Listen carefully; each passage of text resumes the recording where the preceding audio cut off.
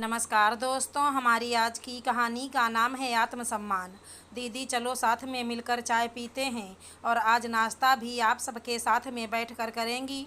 और हाँ, दोपहर के भोजन के समय सबके साथ आप अपनी थाली भी लगा लेना, आपका कोई बहाना नहीं चलेगा। क्यों आंटी जी, सही कहा ना मैंने? स्वाति ने गायत्री जी की ओर मुखातिब होते हुए कहा, जो कि बैंक की परीक्षा देने के लिए अपनी दीदी मोनिका की ससुराल आई हुई थी। स्वाति के इस तरह बोलने पर मोनिका घबरा गई। स्वाति की बेबाकी से वो अच्छी तरह वाकिफ थी। बेटा, तुम 2 दिन के लिए मेहमान बनकर आई हो, अपनी मेहमान नवाजी करवाओ और अपने घर जाओ। अच्छे घर की बेटियां किसी के घर परिवार में दखल नहीं देती। हमारे घर की जो रीति रिवाज है वो ऐसे ही रहेगी। बहू, तुम अपनी बहन को अच्छी तरह से समझा दो। अनावश्यक किसी के परिवार में दखल देना अच्छी बात नहीं। मन की कड़वाहट को शब्दों की चाशनी में लपेटते हुए गायत्री जी ने स्वाति से कहा, बातों ही बातों में बात ना बढ़ जाए, इसीलिए मोनिका स्वाति को अपने कमरे में ले गई और वहां उससे कहा कि देखो स्वाति, तुम इतने दिनों तक मेरे घर में रही हो, तुमने जो भी देखा और सुना है, हो सके तो माँ बाबूजी से मत कहना, इस राज को राज ही रखना। और अब तुम भी चुपचाप रहो, ज़्यादा कुछ कहने सुनने की ज़रूरत नहीं, समझी तुम? स्वाति का कान खींचते हुए मोनिका ने कहा, बात राज रखने की नहीं है दीदी, लेकिन आपका भी तो कुछ आत्मसम्मान है। मैं देख रही हूँ किस तरह से आप इस घर में सिर्फ एक काम करने की मशीन बनकर रह गई हैं। ऐसा नहीं कहते छोटी, घर है मेरा, त्याग और समर्पण से ही तो घर संसार बनता है। स्वाति को समझाते हुए मोनिका ने कहा, त्याग और समर्पण सिर्फ क्या बहुओं के हिस्से में ही आता है? क्या परिवार के सदस्यों की कोई जिम्मेदारी नहीं? मुझे आपकी यह सब बातें बिल्कुल पसंद नहीं। और सच कहूँ तो दीदी, इन 2 दिनों में आपके घर में रहकर आपका रहन सहन देखकर पल पल कितना रोई हूँ मैं। मेरी आत्मा कितनी छलनी हुई है, आप नहीं समझ सकती। आप हमारे घर की बड़ी हैं, कितना मान सम्मान है आपका मायके में, और यहाँ क्या माँ बाबूजी कभी ये सहन कर पाएंगे? उन्होंने तो यही सोचकर आपका ब्याह इस घर में किया था कि समाज के इज्जतदार रईस लोग हैं, बेटी को राजरानी बनाकर रखेंगे। पर क्या से क्या कर दिया मेरी जीजी का हाल। कहते कहते अचानक स्वाति फूट फूट कर रोने लगी। स्वाति ने देखा था कि किस तरह से सुबह से उठकर मोनिका पूरे घर की साफ सफाई करती, फिर सभी का चाय नाश्ता और गरम गरम खाना बनाकर सभी को खिलाती, लेकिन उसके हिस्से में आता सिर्फ ठंडी चाय। नाश्ते में बासी रोटी और सबके खाने के बाद सिर्फ और सिर्फ बची हुई दाल सब्जी तो शायद मोनिका की थाली में उसने देखी ही नहीं थी, क्योंकि मोनिका की ससुराल में रिवाज था सबके खाना खाने के बाद ही वो खाना खा सकती थी। सबके खाना खा लेने के बाद सब्जी कढ़ाई में बचती ही नहीं थी, और अगर थोड़ा बहुत बच भी जाती तो गायत्री जी अपनी बर्तन मांजने वाली बाई की प्लेट में डाल देती, क्योंकि उनका कहना था कि बाइयाँ 10 घरों में जाकर बुराई बताती हैं, इसीलिए उनको अच्छे से अच्छा देना चाहिए। आखिर इज्जतदार घर की इज्जत का जो सवाल था, बहू का क्या है, वो तो कुछ भी खा ले। मोनिका और स्वाति दोनों बहनें यशोदा जी और दिलीप जी की लाडली बेटियां, दोनों की परवरिश में कभी भी उन्होंने कोई कसर नहीं छोड़ी। पढ़ाई पूरी हो जाने के बाद मोनिका का ब्याह दिलीप जी ने समाज के प्रतिष्ठित परिवार में किया था। बेटी ससुराल में जाकर खुश रहे, इसके लिए उन्होंने कोई कसर नहीं छोड़ी थी।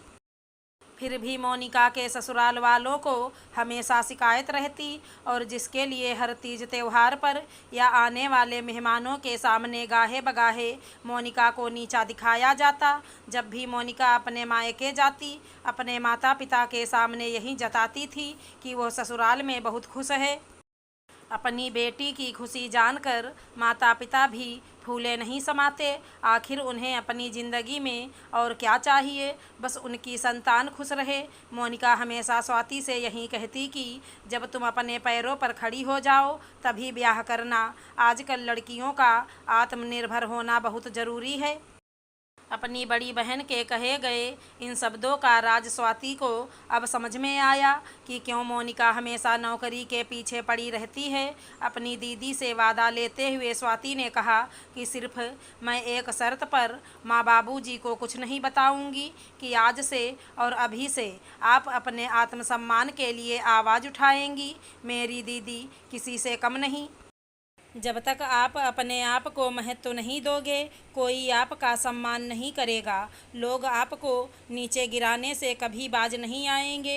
अपना आत्मसम्मान अपने हाथ में होता है।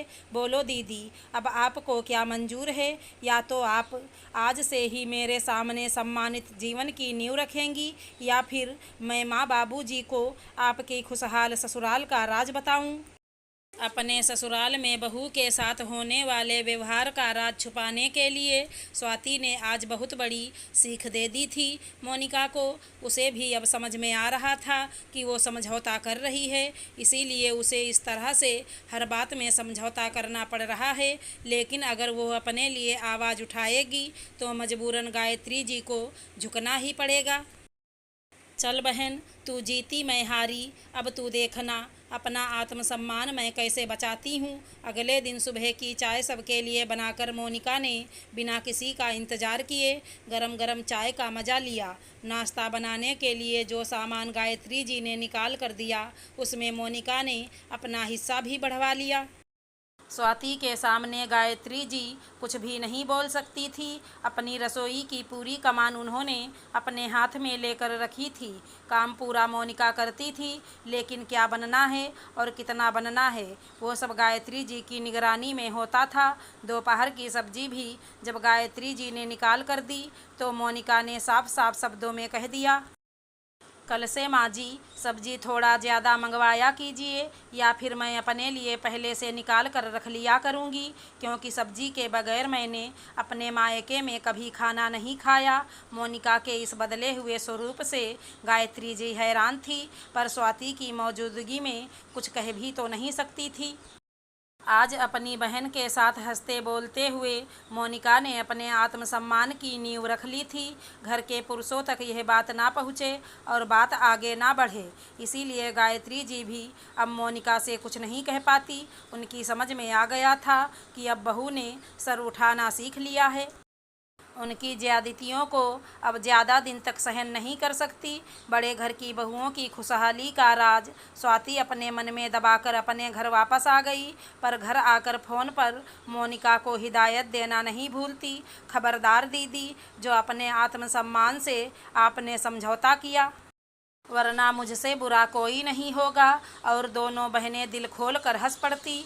अगर हमारी कहानी पसंद आई हो तो चैनल को लाइक शेयर सब्सक्राइब करें। धन्यवाद दोस्तों।